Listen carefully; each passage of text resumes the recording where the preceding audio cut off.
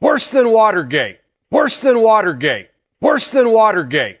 Worse than Watergate. Worse than Watergate. Yes, bigger than Watergate. Worse than Watergate. That was a regular refrain from ex-President Trump when he tried to hype up supposed Democratic scandals as part of his deflect and project playbook. But it's coming back to bite him as we find out there are more than 7 hours of missing phone records and a basically blank presidential schedule during the hours around January 6th and the attack on the Capitol. I mean, 7 hours makes the 18 minutes of erased Oval Office tapes around Watergate look like a game of patty cake. Now, we don't yet know what was excluded from the full record or why.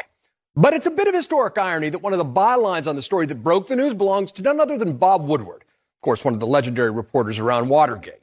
And for what it's worth, the other half of that team, Carl Bernstein, has been outspoken in saying that Trump's attempted coup is, in fact, worse than Watergate. Of course, the man knows of what he speaks.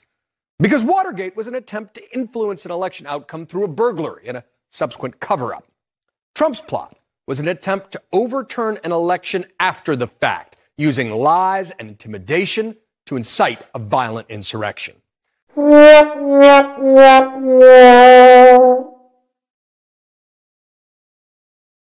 Worse than Watergate. Worse than Watergate. Worse than Watergate. Worse than Watergate. Worse than Watergate.